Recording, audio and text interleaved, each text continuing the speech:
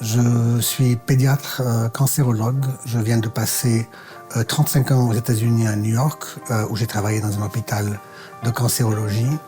Et j'ai pris ma retraite en 2022. J'ai rejoint l'association Enfants Cancer Santé en 2023 pour continuer le combat que j'ai commencé et que je continue toute ma vie contre le cancer des enfants.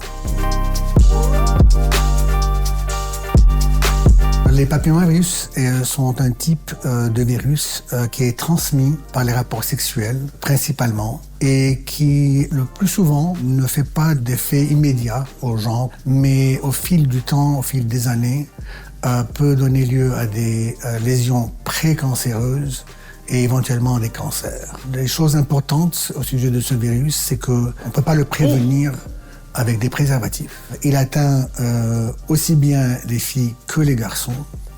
Et les cancers qui proviennent de ce virus sont aussi bien chez les filles dans les 2/3 des cas et chez les garçons dans 1/3 des cas. Et la relation virus-cancer dans ce cas est claire, nette et précise. Et donc c'est important de pouvoir prévenir ce virus pour pouvoir prévenir ce cancer. Quand on fait le vaccin contre le papillomavirus, dans 90% des cas ou plus, on prévient ces cancers-là.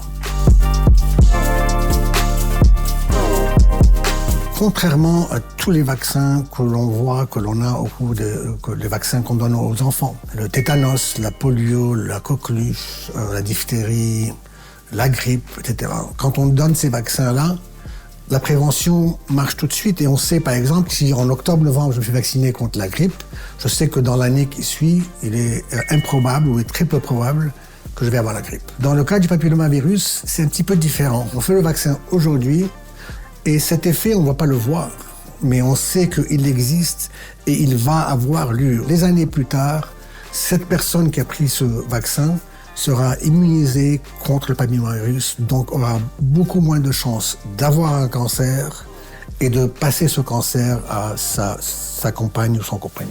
Quand on parle de médicaments ou de maladies, il y a deux choses importantes. Que ce soit efficace et que ce soit sûr. Dans le cas du vaccin contre le papillomavirus, le vaccin est efficace et on sait aujourd'hui, après 2 décennies, que ce vaccin est aussi sûr. Le principe de ce vaccin est de se faire vacciner avant les premiers rapports sexuels.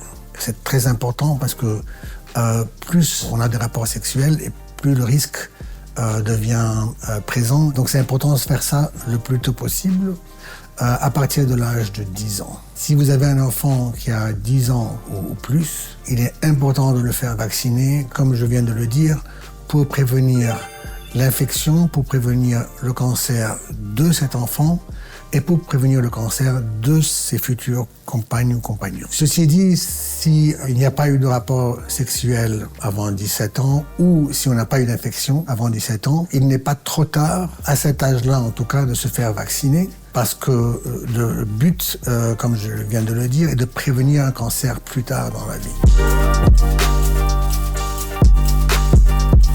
C'est un vaccin qui est efficace, c'est un vaccin qui est sûr. Un vaccin qui prévient les infections au papillomavirus et les cancers dus à ce virus. Le problème, c'est que si on ne fait pas ce vaccin et qu'on a cette infection et qu'on a ce cancer, c'est trop tard, on ne peut plus faire marche arrière. Donc, comme on dit en anglais, it's a no-brainer. Ce vaccin doit se faire en 2 ou 3 doses.